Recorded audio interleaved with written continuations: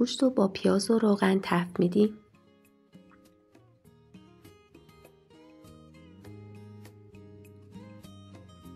ادویه ها شامل زردچوبه و فلفل سیاه رو بهش اضافه میکنیم.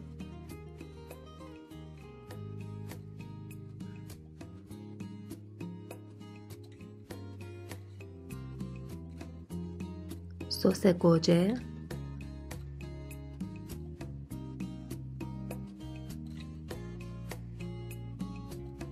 کمی رب، خوب هم میزنیم تا سس کاملا به خورد گوشت بره. نمک اضافه میکنیم و آب جوش.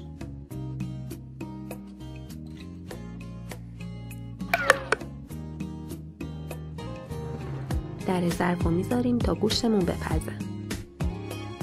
کنگر رو که قبلا بخار پز کردیم و فریز کردیم با کره تفت میدیم.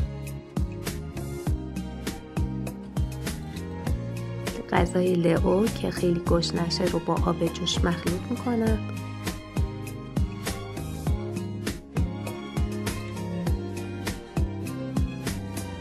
غذاش رو بخوره.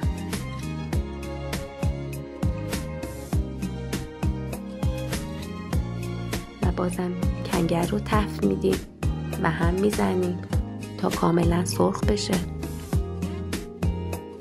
کنگرمون آماده است. به گوشتمون اضافه میکنیم و در ظرف رو میذاریم تا بپزه. برنج رو که آب کش کردیم داخل ظرف میریزیم.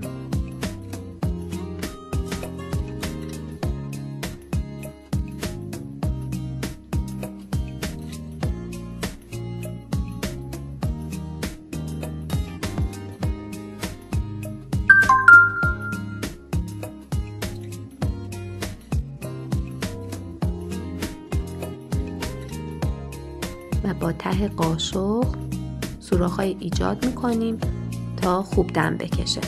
البته این ترفند رو من از مادرم یاد گرفتم.